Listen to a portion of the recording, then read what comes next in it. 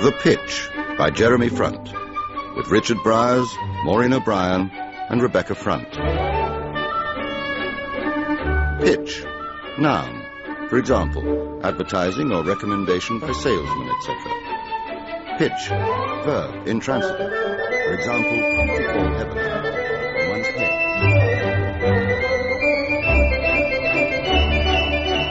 Okay, so this is the setup. The 30-something couple, Dan and Sarah, trying to juggle marriage and 2 careers. Early or late? Early or late what? 30s. Late. Good. Late's good. More pressure. More to play for. So, what next?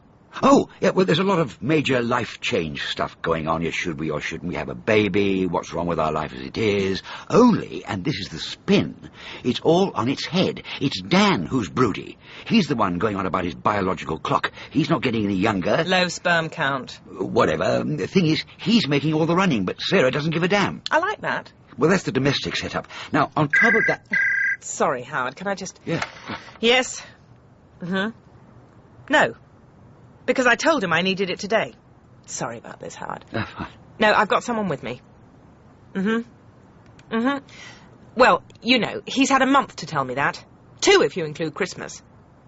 Well, I'm sorry, but... Look, I'm in the middle of... Tell him I'll get back to him later. Sorry about that. Is your coffee all right? Fine. Can you bear with me, Howard? Sure.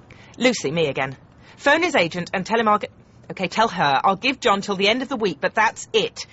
And can you not put any more calls through to this office? So? Well, I'm sorry, I'm completely lost. Dan wants a baby. A baby, yes, baby. But in the meantime, he's got work troubles of his own.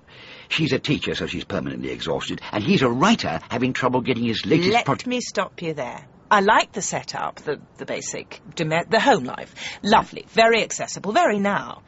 But when I hear the word writer... I know. I hear warning bells, Howard. I know, but it's not the usual sort of... Say the word writer and I hear doors closing. Yes, but this is different. Don't get me wrong, they're desperate for sitcoms, but if we put this on the table now and say it's a show about a writer... No, it's not about a writer, it just happens that one of the characters is a writer. Semantics. The fact that he's a writer is coincidental. Then why not make him something else? Because that's what he is. But it's coincidental, you said so yourself, so why can't he be...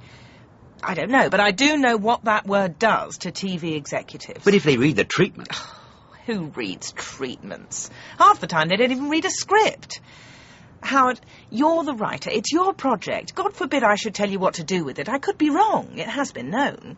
But I have to say, and remember, I'm dealing with these people every day, I have to say I think it's extremely unlikely. You hate me for saying this, don't you? No. Yes. No, I don't hate you. I mean, come on. A new Howard Black sitcom does not come along every day. Love Me or Leave Me, Bob and Me, these are comedy classics. Well, I don't know about classics. They are. They're up there. And now this. Sauce for the Goose. Sauce for the Goose, great title. Now, have you seen One Man's Meat? Yes. Not the greatest sitcom in the world, but... It fills a gap. Exactly, it fills a gap. About 18 months ago, I take an idea to Ivor called The Other Cheek by... Well, never mind who it was by, but let's just say a very established writer. Yeah. I get this script, and immediately I can see it's a perfect, mainstream, 8 on a Wednesday night, pre-Watershed show. Maybe not another Mum's the word, but good. Anyway, Ivor says now's not a good time, some crap about schedules, come back in 6 months. Well, surprise, surprise, 6 months later he's become assistant head to God Almighty, and he no longer digests his own food, let alone answers the phone. OK, cut to a year later. Last winter, I pick up a trade, and I'm looking through the spring schedules, and there's this new show, One Man's Meat. I think nothing of it. Then I get a call from said writer. Have I seen The Other Cheek on Ivor's network? Well, I haven't, but I'm pleased he managed to sell it genuinely, so I'm saying congratulations, blah, blah, blah. But I can hear he's fuming on the other end of the line. Turns out he hasn't sold it. The Other Cheek's on Ivor's network, only it's called One Man's Meat. You mean they... Same setup, same idea, same bloody characters. All they did was change the names. What did you do? What do you think I did? What could I do? For better or worse, I'm in this business to make programmes. But it's plagiarism. How many writers can afford a court case?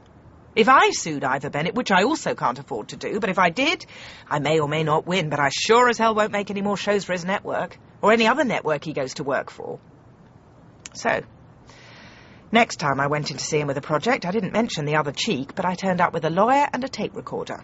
We taped the whole meeting. I bet he loved that. Yeah, screw him. I don't know how I got on. Anyway, all I'm saying is you can't trust anyone these days. Well, that's all by the by. The thing is, you've got a great idea here. But there's one flaw. The writer character. He's asking for trouble. Couldn't you make him... I don't know, I'm just pulling this off the top of my head, but could you make him, say, a plumber? A plumber? Not necessarily a plumber, but something along those lines. Something accessible. Something the ordinary bloke in the street can relate to. Someone they can sympathise with. A plumber? Not necessarily a plumber. I just plucked that out of... Yeah, but I don't know anything about plumbers. Not necessarily a plumber. You see, the thing is, a lot of the storyline revolves around the sort of thing that happens to a writer. Yeah, but you said yourself it's not about a writer. Yes, but the things that happen to him, and they're not plumber things. Forget the plumber. What is this obsession you've got with plumbers? Now, look, Mel, I've got a character here. He's developed in my mind, he's come to life inside my head, and part of what he is, part of what makes him the way he is, the way he speaks, the way he behaves, all of that is informed by the fact that he's a writer. I understand. You see, it's difficult to just suddenly take one of my central characters and make him into... Please don't say that word. And give him an entirely different job. It changes the whole... Yes, I know. See, it's like pulling a single thread out of a piece of material. It seems simple enough at first, but pretty soon all you've got left is a pile of threads. Howard, believe me, that's why I've got the greatest respect for you. I couldn't do your job in a million years. But what I can do is try to guide you. I think it would be irresponsible of you not to do that. I mean, frankly, who cares about a writer? Tell me, what's your biggest problem? Me? Mine? Yours. What real problems could a successful scriptwriter have? I mean real problems. Imagine you've spent all week working in some dead-end job. You've got a pug-ugly wife, 5 horrible kids, and 15 bloody Alsatians. What do you care about a man who sits in a nice warm room in his nice warm house making up stories all day? What do you care that he wants a baby or that he's got writer's block? Why should you give a damn? What you want is to go down the pub with your mates, get rat-assed, go home and watch something that's going to make you laugh. About a plumber? A plumber, an electrician, a sewage worker, whatever. The important thing is he's just a bloke, like you. Well, not like you, but like them. His life also stinks. Especially if he's a sewage worker. In fact, a sewage worker's not a bad idea, because that gives everyone the chance to feel that however lousy, their life's not as bad as his. So, you think I should make Dan a sewage worker? I don't know. Maybe. Think about it. Aspiration's the key word here. Aspiration? Aspiration and sympathy. Now, if you can do that and make it funny, we've got a hit show on our hands. So what do you think? Can you do that for me, Howard? What do you think?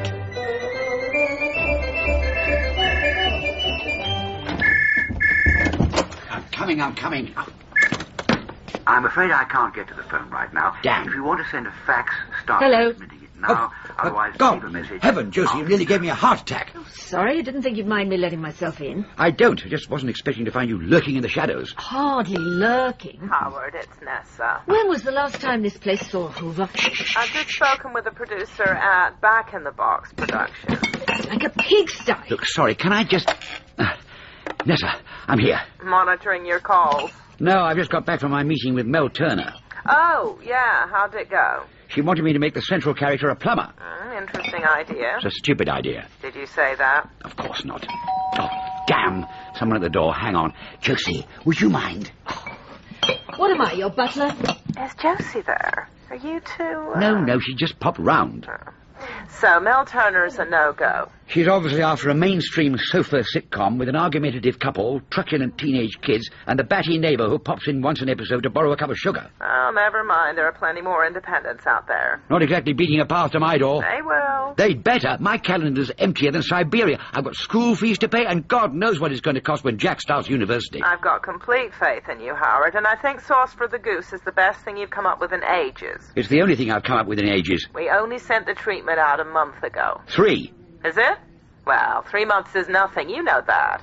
Look, I just need to get something off the ground. I am desperate. Well, that's why I'm phoning. There's a new Saturday night primetime show coming up, and they're practically begging for you. It's called Fun and Games. Let me stop you there, Nessa. You know I don't do gags anymore. I know it's not high art, but the money's good. Please don't tell me what they're offering. You just said you were desperate. Not that desperate. I don't write gags anymore. I was doing that 30 years ago. All right, point taken. Listen, I've got someone on the other line. Yeah, damn. Have you got any sugar? What do you want sugar for? I don't. It's Mr. Hughes next door. He wants to borrow a cup of sugar. No one in real life wants to borrow a cup of sugar. He does. Well, I haven't got any. Well, would you like to tell him? Not really. For God's sake, Howard, I'm not... Please, get rid of him. If I go out there, he'll tell me about his irritable bowel again, and I haven't got the stomach for it today. Oh. You owe me one. Drink? I'm on a detox. I need every bit of tox I can lay my hands on tonight. Wouldn't do you any harm to flush out your system. My system's just fine for a stressed-out middle-aged scriptwriter who drinks too much and eats badly. You're living like a pig. Well, come back and civilize me. We've discussed this. We're a great team. Stop it, Howard. I'm no good without you. You're no good with me. Let's just change the subject. How's Brendan? It's Brenda, and she's fine, thank you. She's training to be a Reiki therapist. Really? That's a surprise. Why are you so hostile to anything new? I don't know. Let's ask Brenda.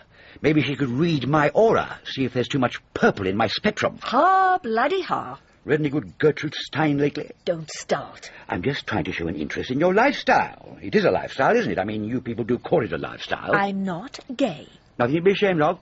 If I was, I wouldn't be, but I'm not. I'll make you a promise, though. If I ever discover I am, you'll be the last to know. You could be a heartless cow sometimes. Did you know that? I didn't come round to trade insults, but if you want me to start... No. You're drinking too much. Are you surprised? So, to what do I owe the ... It's Jack. What's wrong? Calm down. Nothing's wrong. He's dropped out of school. He's what? He wants to go to Peru. Oh, right, of course. Stupid question. What the hell's he going to do in Peru? There's a tribe, the Machu something. I can't remember the exact name. The name is irrelevant. It's some sort of anthropological exchange. They need help with an irrigation system, and in return, he learns about their way of life. He can't wash out the bath. What does he know about irrigation systems? He doesn't need to. He's going with a group. It's all properly organised. Great. Maybe the macho, whatever, would like to send over one of their kids to do a bit of landscape gardening for me. Yep. This is why he came to me first. Yeah, because he knows you're a soft touch. Because he knows what a small-minded suburban reactionary you are. Hey, look, it's my suburban small-minded reactions that are paying for him to screw up his life. Your ego is unbelievable. Everything comes down to you. The whole world revolves around you. You. I'm concerned about his future. No, you just want to be able to tell your drinking mates that your son's at Oxford. That's not fair, just because I... What are you doing? Turning the tape over.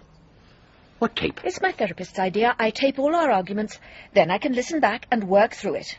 Or just wipe it. I don't believe this. You should try it. Why not video the whole thing? In fact, why don't you get a documentary crew to follow us around? You'll probably end up with a series and a BAFTA. It's about time one of us did. Bitch. You've spent the last 30 years cannibalizing my life. That's different. How do you think it feels to see yourself portrayed on screen as a stereotypical Guardian-reading man-hater? If the cap fits? Oh, talk about sitcom. If I wrote this, no one would believe it. My wife's taping my life and my son's about to become an Aztec plumber. Write it down, Howard. Write it down. Never waste a good line, even if it is at the expense of your family. Josie, where are you going? I can't talk to you if you're going to be like this. Call me when you've calmed down. Are you free in 2090? Stick another pint in that, would you, Bob? Certainly. Hello, gorgeous. Charlie. Drinking alone? Just popped in for a pint. Come off it. Fair cop. What are you drinking? Very Christian of you. I'll have a grouse. Large scotch when you've got a minute, Bob. Oh, how's life? Absolutely fantastic. Yeah? No, complete and utter crap, tell the truth. What are you working on?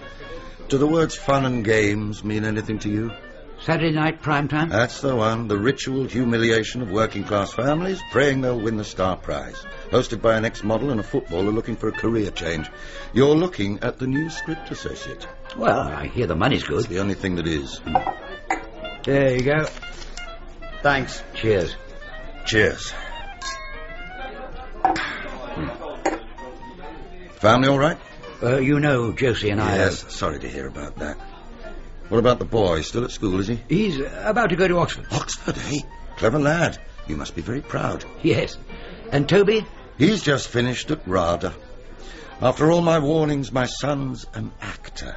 God, I'm sorry, Charlie. I begged him to go into stand-up. I said to him, if you go into the business, stand-up comedy's the thing. Make it as a comedian. The world's your oyster. You can move on to chat shows. Become a novelist. You're right. Stand-up comedy and psychological counselling, the two growth industries. Oh, kids, eh?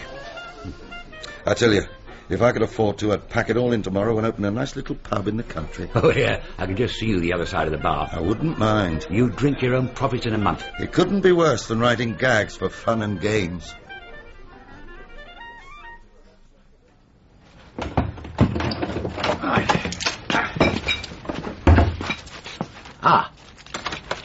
You have one message. Howard, it's Ness. I'm in the office till about 8 tonight. Give me a ring. Right, yeah, right. Hello? Nessa, Howard. Howard, good. Listen, can you make an 11 o'clock meeting tomorrow with Marina Poppy? She's a new producer at Beater Blocker Productions.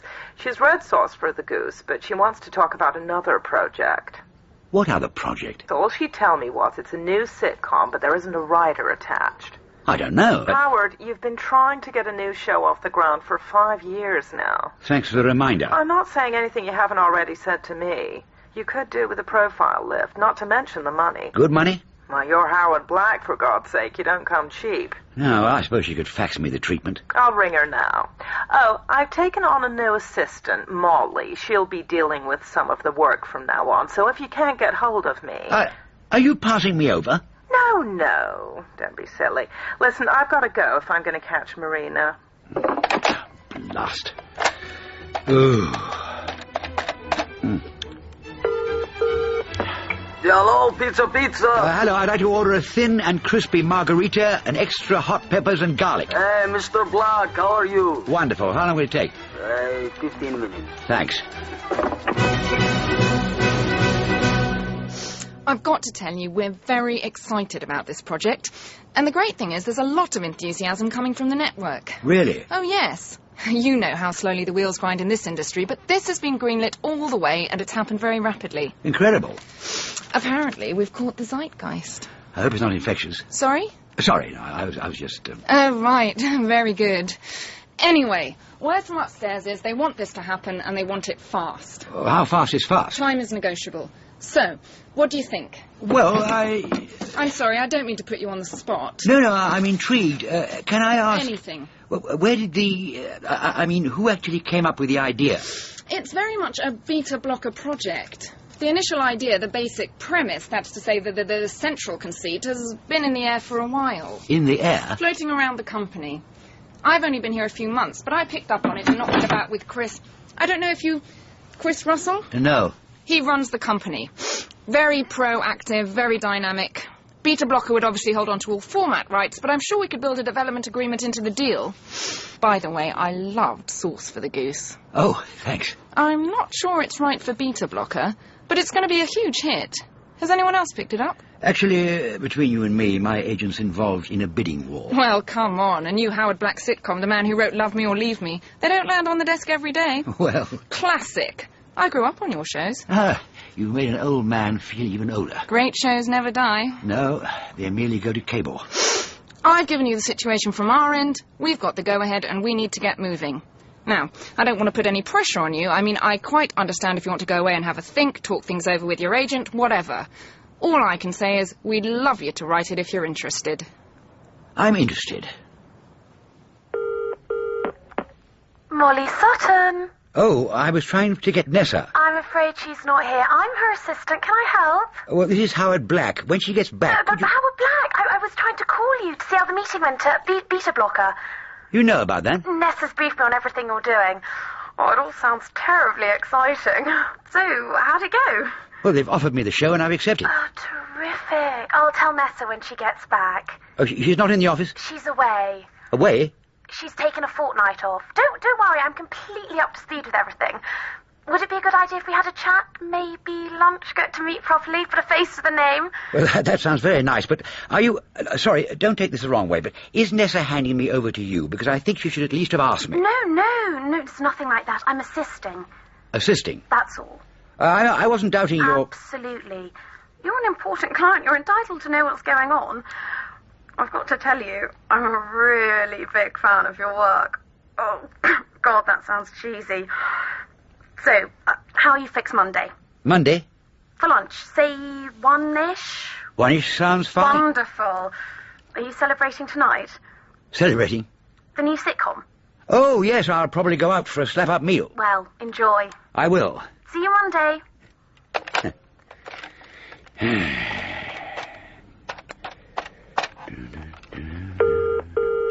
Light of India. I'd like to order a takeaway. Okay, Mr. Black. How are you, sir? Yes, I'm fine, thanks. I'd like a portion of onion bhaji, a chicken madras. Hello. Yeah, I'd like to order a large haddock and chips. Make that a large chips. A side portion of mushy peas, a pickled onion, and a gherkin. Yes, I'll have pita bread stuffed with falafel and salad, and a portion of those extra hot chilies. Peru? Yeah, Peru, for God's sake. What are you going to do in Peru? You may well ask. Helping with an irrigation system or something. My son, the Aztec plumber. You should put that in a script. Ah, no, believe me. Anyway, life wouldn't be worth living. As it is, Josie says I'm a vulture. A vulture? Picking over the bones of our marriage for the sake of a few laughs. Oh, isn't that a writer's job? Maybe. Anyway, that's the story of my life. What's yours? Mine? Oh, very boring. Sent to posh school, left posh school, went to Oxford, left Oxford, got a job with the agency. You went to Oxford? Yes, why? I just thought... no, forget it. What? Silly idea. Howard? Well, I was wondering if you were to have a word with my son. You know, tell him what a brilliant time you had as a student. Why would he listen to me? Well, you're nearer his age. I'm just a boring old reactionary. I don't think you're boring. Thanks for the half compliment. Age is in the eye of the beholder. I wish. It's true. Ah, the optimism of youth. Some women prefer older men. Tell you what, one good turn deserves another. Meaning? I'll speak to your son... Jack? Jack. I'll speak to Jack if you'll read my script. You write? Well, I'm trying. Oh, what have you written? I've tried to write a sitcom. Oh, God, what am I saying? I'm talking to Howard Black about my sitcom. This is so embarrassing. Forget it. Forget what I just said. I'll read it if you want me to. Would you? Yeah. Really, I'd love to hear your thoughts. My thoughts are at your command. Send me a copy. Actually, this will sound awful, but I just happen to have a copy with me. A feta salad, some dolmades, a portion of deep-fried calamari. Hello, I'd like 1 egg fried rice, 1 monk's vegetables, and a stir-fried bean curd in... Well, yes, I ordered some sushi an hour ago. Still hasn't arrived.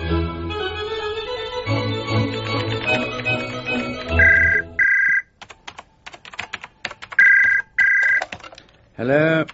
Howard, it's Josie. Uh-huh. Sorry, I had this line floating around. Have I got your attention now? Yes. Jack's coming down tonight for the weekend. I think he'd like to see you. That'll be a first. Can you take this seriously for a minute? Yes, he wants to see me. Good. I want to see him, too. I've met someone who recently left Oxford, and she said she'd be happy to have a chat with him. You won't come on heavy, will you? And what do you take me for? Only I think he's feeling quite vulnerable at the moment. I just thought she could tell him what it's like. He ought to have all the facts before he makes any big decisions. Even you must agree with that.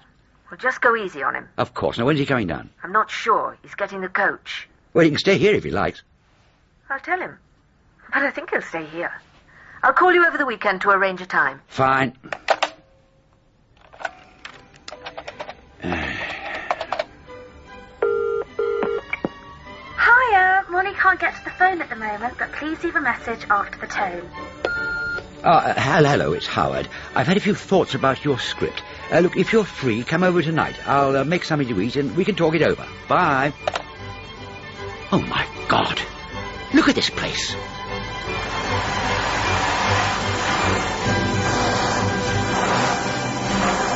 Oh, my God. Look at me.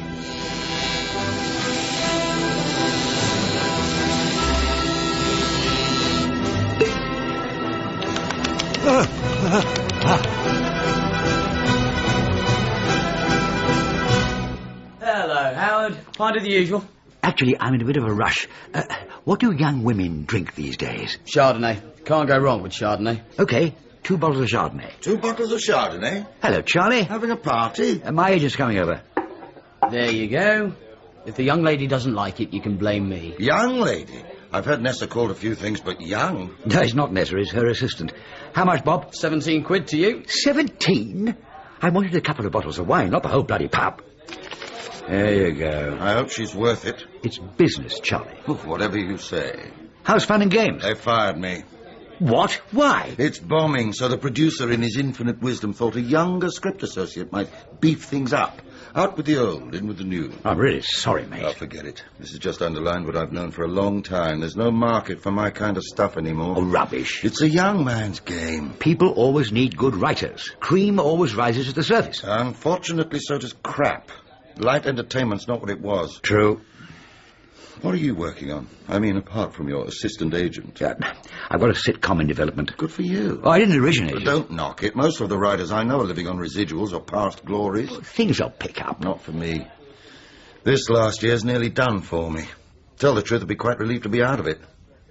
I took an idea to an independent last year. They kept me waiting an hour before I got in to see some little shit in a black polo neck, Armani glasses, and half the Bolivian state national product up his nose. Anyway, I did my pitch, and he sat there nodding and laughing and eating an orange and saying how excited he was and how he'd grown up watching my shows in the 70s. By the end of it, I'm thinking, hey, maybe there's life in the old dog yet. A week goes past. Nothing. 2 weeks. Nothing. I gave it to the end of the month, phoned my agent. He phones the producer. Back comes the message. They're very excited about the project. Can I bear with them another week or two? Okay. 2 weeks later, the agent phones again. There's been a bit of a change round, and the producer's left. Left? Gone. Finito. End of story. There have always been arseholes. Yeah, but the arseholes have taken over the lavatory. What was his name? I can't even remember. I wiped it. It was a nice idea, too. Go on. Oh, you don't want it. Go on. Okay. This is the pitch. A couple meet over the internet. Huh? They fall in love. You know, just through emailing each other. Anyway, they finally decide they've got to meet in the flesh. What they don't know is they've both been lying. They've reinvented themselves the way they'd like to be. Well, when they finally meet face to face, he's 25 and she's 50. But this is the hook. They can't get away from the fact that they've fallen in love. They decide to give it a go. End of episode 1. You think it's crap? No, not at all. It's a great idea. I'm not so sure anymore. Zeitgeist. That's what he said. You've caught the zeitgeist. You're right. Oh, yes, I just remembered. I'm supposed to be cooking dinner. You're cooking her dinner? I've never cooked dinner for my agent. On the other hand, he's 68, dresses like a test card and wears a wig. I take it she doesn't wear a wig. What? Who? Blimey, Howard, what is it with you? I'm sorry, I've got a lot on my mind. Russell. What? The arsehole, Chris Russell, set up a company called Beta Blocker. You ever heard of them? It rings a vague bell. Well, don't go near them, that's my advice. Avoid them like the plague.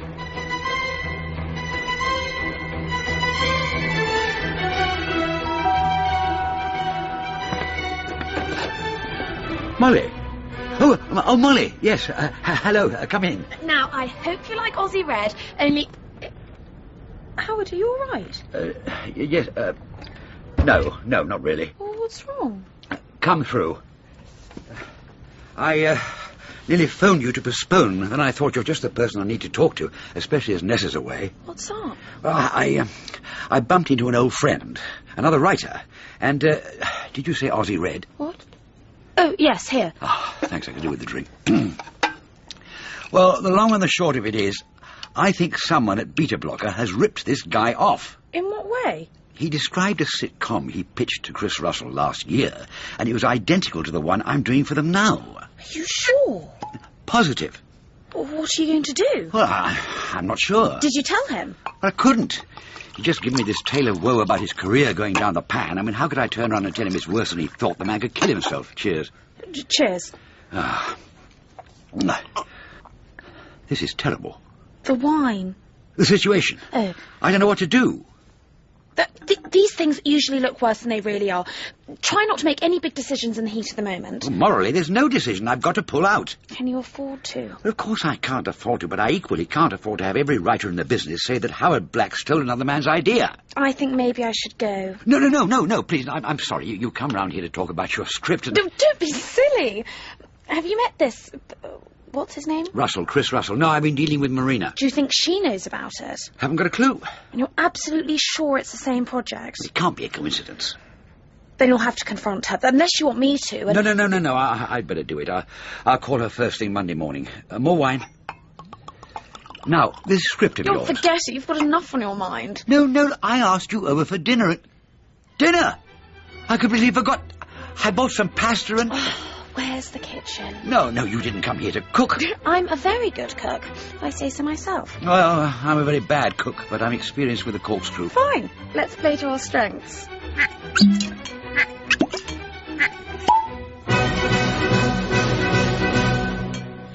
So, you don't think it's a complete disaster?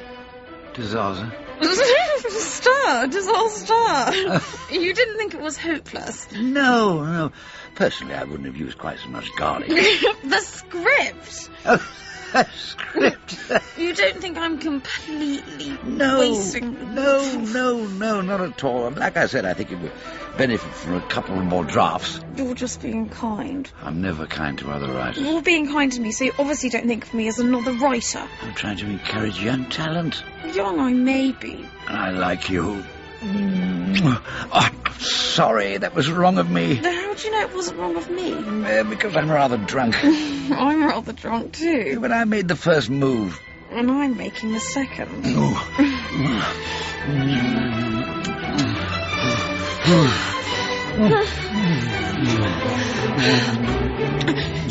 It's a terrible script, isn't it? No. It is. I know it is. The characters are two-dimensional. I can't undo your... And the dialogue's stilted and contrived, and there's a hook at the back. Thanks. Ow! Oh, sorry. What's that? It might be worth considering a different approach. Like what? Like a drama. You don't think I can write comedy? Sorry. Don't worry, they were cheap. My God, you've got lovely... Ouch! Sorry. You're right. I can't do comedy. No, I didn't say that. But comedy is a very specific discipline. Yes. Especially... Yes. Sitcom. Try writing from personal experience. Yes! You're right! You're so right! I'm going to start again. Good idea. Comedy's not for me. I'll write something tough, Yes. hard, Yes. gritty. Yes, God, I want to. What the hell? Dad, it's... Jack, this is Molly. We were just... Excuse me a moment. Looks like a nice girl. Girl being the operative word. Your mother said she'd phone. I wasn't expecting you. I haven't seen Mum. I came straight here. Howard, I think I'd better be going. No, don't go. I'm sure you two have a lot to catch up on. No, I mean, look, we've got plenty of time to... Look, listen, why don't I make some coffee and we can all... Dad, maybe you should put some trousers on first. Trousers? Right. Yes. Yeah, I'll call you in the morning. Good night. Well? I told her I'll stay here tonight. Was she all right about it? Fine. Why wouldn't she be? No reason. Well, that was a nice evening. Sorry about the, talk about a Freudian nightmare. Okay, let's get it over with. Well, if you saw it in a sitcom, you'd never believe it. Yeah, okay, ha. I'll dine out on this. No, God, no, please, Jack. Don't worry. And you won't tell your mother? As if. Anyway, I appreciate you going to all that trouble for me. What trouble? Seducing a girl just so she'll talk me into going to Oxford instead of Peru. I don't know what you're talking about. She came over to discuss a script she's written. Oh, yeah. What's oh, yeah? You're full of love for your fellow writers. I try to be of help. Good script, was it? Lousy. Did you tell her? OK, she had mentioned she'd been to Oxford, and I had mentioned that she'd be doing me a favour if she talked to you. Well, thanks for trying. I suppose it was a waste of time. Afraid so. Well, I just want you to think about your future. I know to you I'm just a boring old fart. If that's what you think I think, then you don't know me at all. Well, what am I supposed to think? All I've ever done is to try to give you a head start, but everything I do is always met with such resistance. You don't have to try so hard, Dad. Oh, that's easy for you to say, but I've always had to try hard for everything.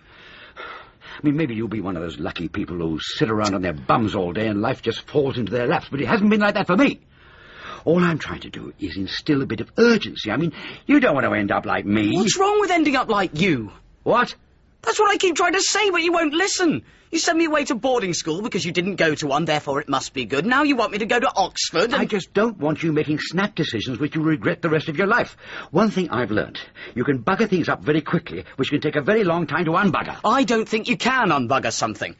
Like death and virginity. You either are or you're not. Can I use that? For a small fee. How about a large Armagnac? That'll do. So, Molly, is she as serious? I mean, are you two... The whole thing tonight, we were drunk. She came over, we got drunk. I turned up. A sordid little incident I'd rather forget. She likes you. You think? Definitely. Well, I like her, but it's ridiculous. I'm twice her age. It's a recipe for disaster. Next thing I grow a ponytail, buy a sports car, then she'd dump me and I'd be just another tragic old sod trying to hang on to his youth. I've got enough tragedy in my life, thank you very much. My agent's buggered off on a holiday without telling me. My wife's left me for another woman. No, she hasn't. I know it must be painful for you, son. Look, Mum and Brenda are just friends. They're both seeing other men. Great. Bloody great. At least before I had the consolation she preferred women, now it's clear she just hated me. She doesn't hate you, and your life is not full of tragedy. Stop being so self-pitying. What? If you like Molly, keep seeing her. If Nessa's not pulling her weight, get another agent. Easier said. I'm not exactly flavour of the month. I haven't had a successful show for 5 years. And to cap it all, I'm writing a show which I'm going to have to drop because I've discovered that the producers have stolen the idea from another writer. No. Worse still, a writer I know. That's what I'm trying to say. Just when you think everything's fine, life has a nasty way of kicking you in the pants. When I was about your age, I was in advertising, writing copy for dog food commercials. There were 4 of us in a Dickensian little attic in the middle of Mayfair. Well, after about 10 years of this, I started feeling nauseous in the mornings. Weekends were fine till Sunday night. I remember looking round the office at all these frustrated novelists or playwrights or poets and thinking, there's got to be more to life than this. There was one old bloke, Cyril Lewis. He'd been there 20 years when I joined, and it was a standing joke with us that one day Cyril was going to finish the novel he'd been writing for God knows how long. I mean, he'd fought in the Battle of Britain, and he'd been writing it then. Oh, when I look back, it would be cruel for laughing, but it was a laughter of fear. Fear that there but for the grace of God go I. And there was poor old Cyril in his tweed jacket, scribbling away and quietly drinking himself to death. Cheers. Cheers. So I got out. A year later, I'm sitting in the BBC with 5 other writers, writing material for some comedian or other, I can't recall. After a while, they all merge into one big mouth.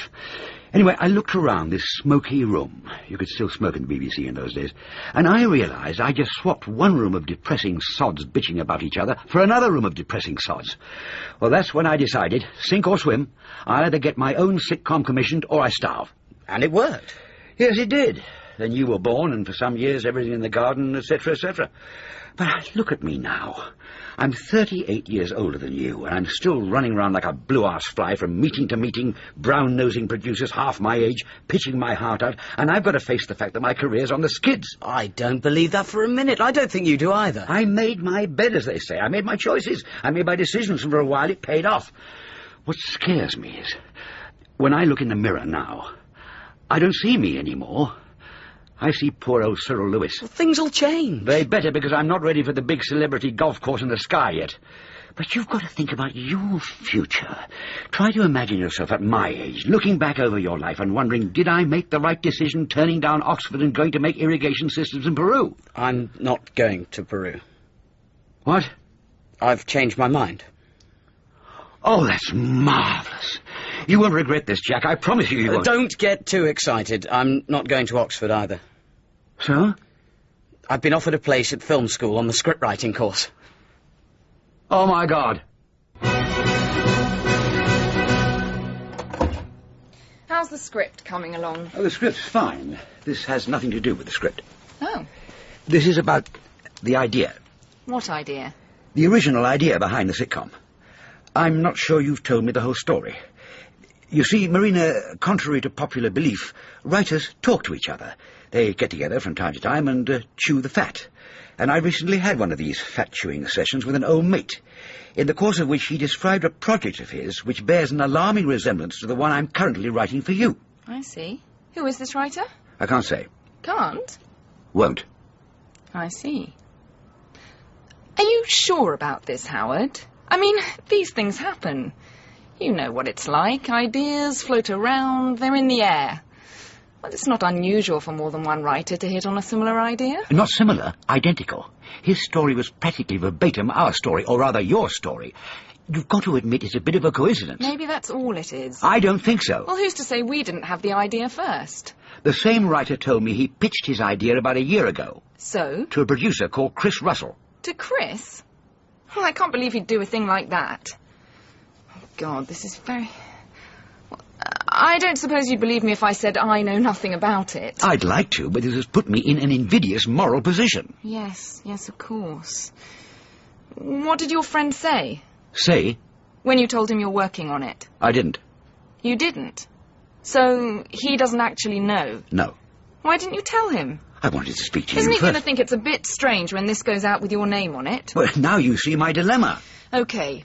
Here's what we'll do. We'll change a few things. Here and there, nothing major, just a few tweaks. Enough to give it some distance. Look, that doesn't solve my problem. This man's still going to think I ripped him off. He's still going to think I stole his idea and brought it to you. But you didn't. I know I didn't. So your conscience is clear. But I'm legally blameless, but my conscience is far from clear. So what else do you suggest? I'm not sure I should carry on. Please, Howard, don't back out on us now. I don't want to, but you've got to see it from my perspective.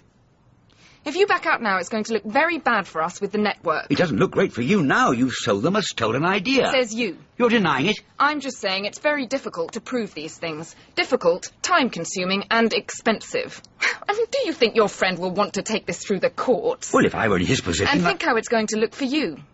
For me? With the network. I mean, can you afford to fall out with those people? Are you threatening me? Of course not. Well, it sounded like a threat. All I'm saying is, we're a young company, so this is important to us. But you are... Old? Your name hasn't been attached to a big success for a few years now. You are threatening me. I just think you should consider your position very carefully. Will you excuse me a minute? What are you doing? Sounded like a threat. Your name hasn't been attached to a big success for a few years now. You are threatening me. Oh. The quality of these machines just gets better and better. There's a whole new lineup for the autumn here on BBC One. Comedy! A brand new sitcom from the writer of Love Me or Leave Me and Bob and Me, Sauce for the Goose follows the teething problems of Terry as he tries to juggle his work as a plumber with being a first-time father. Drama. A season of new dramas by first-time writers kicks off with Molly Sutton's gritty film, Losing It All, about a young literary agent's affair with an aging sitcom writer who finds his life is far from funny. You can say that again.